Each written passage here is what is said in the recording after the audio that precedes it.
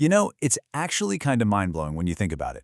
We live in this modern world of digital currency, complex global markets, and high-frequency trading. Yet the fundamental rules governing money today, they are the exact same as they were 6,000 years ago in the ancient city of Babylon. How wild is that? Human nature literally hasn't changed one bit, and neither has the basic math behind building wealth. The text we're exploring today kicks off with a really powerful statement. Money is the medium by which earthly success is measured. Now, that's a bold claim, right? But let's be real. It directly addresses our shared desire for a better, more comfortable life. Having money is simply what makes enjoying that life possible. And here is the big secret the text reveals right out of the gate. Money is actually completely plentiful.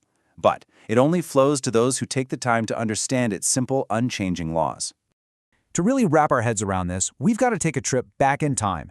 Babylon wasn't just another ancient settlement, it was literally the wealthiest city of the ancient world. And here's the kicker, it achieved all of this without abundant natural resources or lucky geographic trade routes. None of that. Its immense wealth was built entirely on human ingenuity.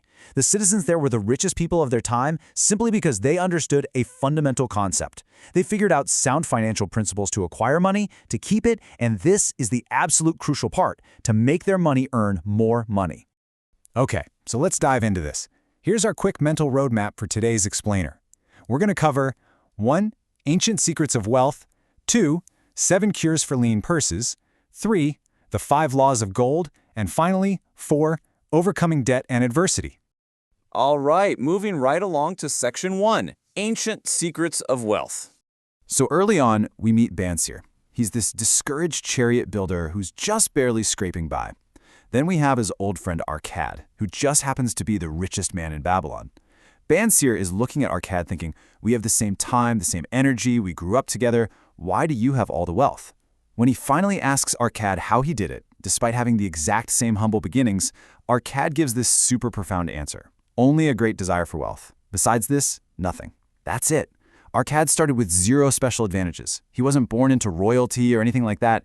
It just proves that the true foundation of wealth isn't some massive inheritance or a lucky break. It's really just a persistent, deeply felt desire to acquire it. Let's jump into Section 2, 7 cures for lean purses. Obviously, just wanting to be rich isn't going to magically fill your bank account. That desire absolutely has to be paired with action. And to show people how to take that action, Arkad actually sets up a class for his fellow citizens. Over 7 days, he teaches them highly practical, step-by-step rules to literally fatten up an empty wallet. We're going to break down the most critical of these steps right now so you can see exactly how to cure your own financial struggles and start building a real fortune. So, day 1. The very first cure is start thy purse to fattening. What does that ancient phrasing actually mean for us today? Well, it translates perfectly to the modern golden rule of personal finance. Pay yourself first.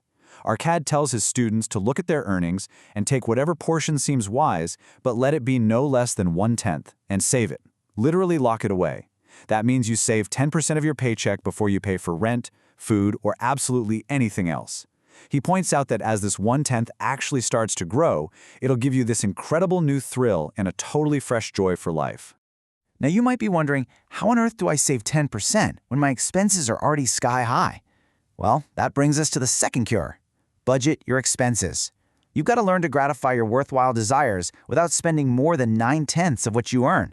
It's about actively controlling your spending so you can still go out and enjoy life, but without ever touching that essential 10% you stashed away for yourself. Next up, let's look at cures 3 and 4 together. Make thy gold multiply and guard thy treasures from loss.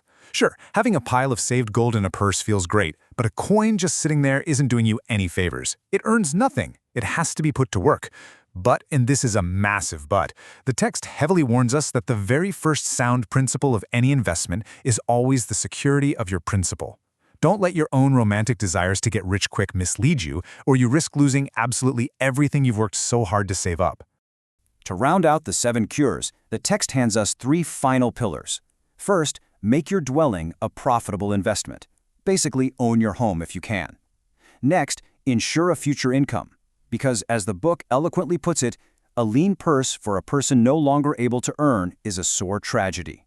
You've got to provide for your older years well in advance. And finally, constantly increase your ability to earn. Keep improving your skills, learn more about your industry, and your earning power is naturally going to follow suit. Moving right along to Section 3, the 5 Laws of Gold. Let's see how all of this builds. We're shifting gears a bit from the pure how-to of saving into the deeper philosophy of wealth multiplication. Notice the highly logical progression of these 5 laws. 1.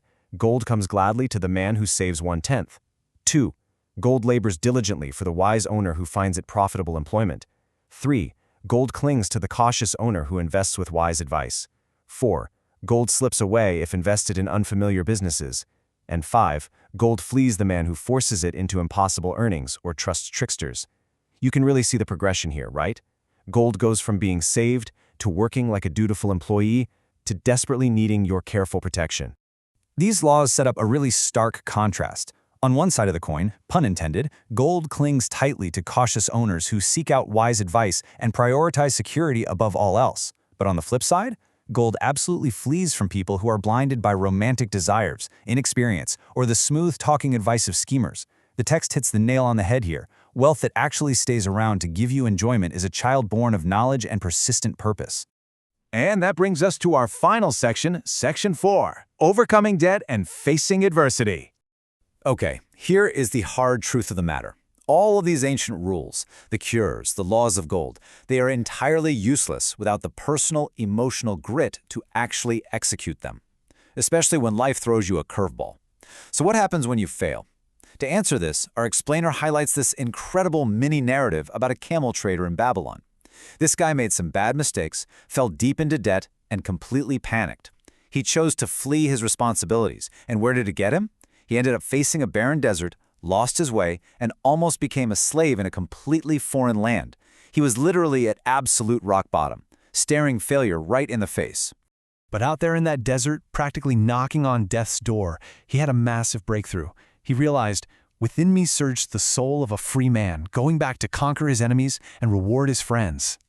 This is just such a powerful reframe. His enemies weren't rival armies or bandits. His enemies were his own debts. And his friends were the people back home who had trusted him. Even while he was starving, his sheer human resolve gave him the power to stand back up, guide his dying camels, and walk all the way back to Babylon to face his debts head-on and rebuild his entire life. Which brings us to the end of our explainer today. And I really want to leave you with a challenge. How are you going to apply the ancient laws of Babylon to your own finances today? Remember that phrase, wealth is a child born of knowledge and persistent purpose. You now have the knowledge of the ancients laid out clearly right in front of you. But the persistent purpose? Well, that part is entirely up to you. Thanks so much for joining me for this explainer, and I truly hope you take this timeless wisdom and use it to build your own lasting prosperity.